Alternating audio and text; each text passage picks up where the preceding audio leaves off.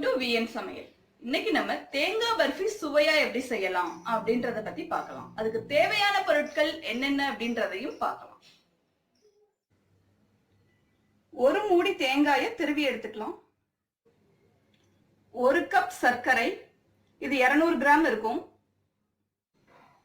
நெய் தேவையான அளவு, 1 பிஞ்ச் சால்ட், 2 ஏலக்காயை பொடி பண்ணி எடுத்துக்கலாம். ஸ்டவ் ஆன் பண்ணிட்டு 1 ஸ்பூன் நெய் ஊற்றிக்கலாம். நெய்யில் தேங்காய் துருவலை சேர்த்து ஈரப்பதம் போகிற அளவுக்கு நம்ம வதக்கினா போதும். ஸ்டவ்வை மீடியம் ஃப்ளேமில் வச்சுட்டு 1 ஸ்பூன் நெய் விட்டு தேங்காய் துருவலை வதக்கிட்டு இருக்கோம்.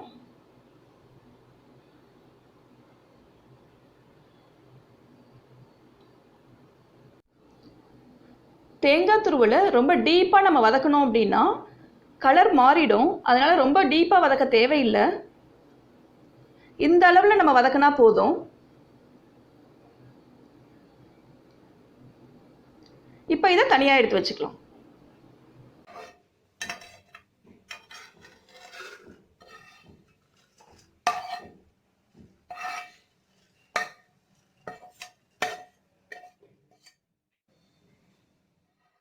ஸ்டவ் ஆன் பண்ணிட்டு நம்ம சக்கரை பாகு ரெடி பண்ணிக்கலாம். 1 கப் சர்க்கரையை சேர்த்துக்கலாம். சர்க்கரை மூழ்கிற அளவுக்கு நம்ம தண்ணி ஊற்றிக்கலாம். நான் சர்க்கரையில் 100 ml தண்ணி ஊற்றிருக்கேன். சர்க்கரை பாகு 2 கம்பி பதம் வரணும். அதனால இதே மாதிரி நம்ம கலந்துக்கலாம்.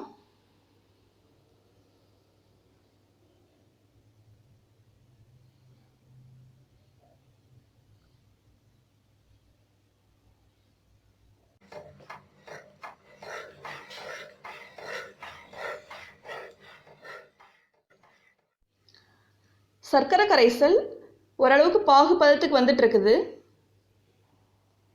இன்னும் கொஞ்ச நேரத்தில் ரெடி ஆகிடும்.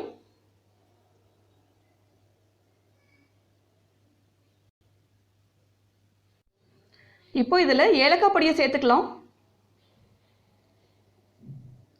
அதோட 1 சிட்டிகை உப்பை சேர்த்து நல்லா கலந்துக்கலாம்.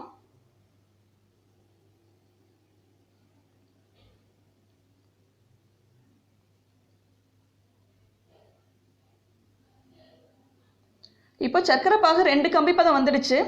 இப்போ வதக்கி வச்சிருக்க தேங்காய் துருவலை சேர்த்து கலந்துக்கலாம். சர்க்கரை பாகில் நெய்யில் வதக்கின தேங்காய் துருவலை சேர்த்து இந்த மாதிரி கலந்துட்டுருக்கோம். இந்த மாதிரி சுற்றி சுற்றி கலக்கிறப்போ ஒன்றோட ஒன்று நல்லா மிக்ஸ் ஆகும். அதே சமயத்தில் அடி பிடிக்காமலும் இருக்கும். உங்களுக்கு தேவைப்பட்டது அப்படின்னா நெய்யில் ட்ரை ஃப்ரூட்ஸை வறுத்துட்டு பொடி பண்ணியோ இல்லை சின்ன சின்ன பீசஸாக கட் பண்ணியும் சேர்த்துக்கலாம்.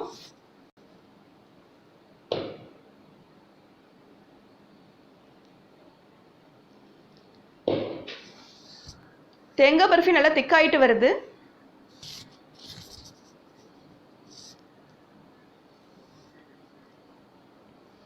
அவ்வளோதான், தேங்காய் பர்ஃபி ரெடி ஆயிடுச்சு. இப்போ இதில் 1 ஸ்பூன் நெய் விட்டு கலந்துக்கலாம்.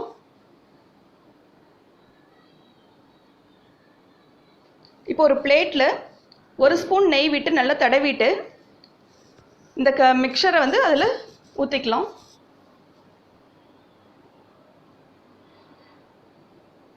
இப்போ கத்தியில் நெய் தடவி கட் பண்ணுறப்போ கத்தியில் ஒட்டாமல் இருக்கும். தேங்காய் பர்ஃபி ஓரளவுக்கு ஆறுனதுக்கப்புறம் நம்ம இந்த மாதிரி கட் பண்ணிக்கலாம். நல்லா ஆறுனோன்னு கட் பண்ண முடியாது, இறுகி போயிடும். மிதமான சூட்டில் இருக்கப்போ இந்த மாதிரி கட் பண்ணுறதுக்கு ஈஸியாக இருக்கும்.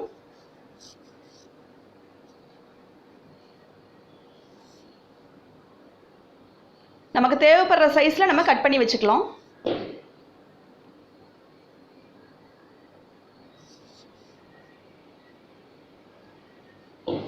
இது நல்லா ஆறுனோன்னு நம்ம தனியாக எடுத்து வச்சுக்கலாம்.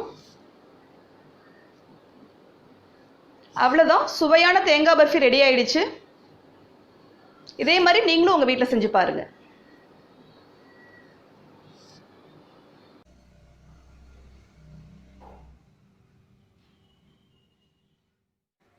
இப்போ நம்ம வீட்டிலேயே தேங்காய் பர்ஃபி ரெடி பண்ணிட்டோம். நீங்களும் இதை வீட்டில் செஞ்சு பாருங்க. இந்த வீடியோ உங்களுக்கு பிடிச்சிருக்கு அப்படின்னா மறக்காம விஎன் சமையலை சப்ஸ்கிரைப் பண்ணுங்க. நன்றி.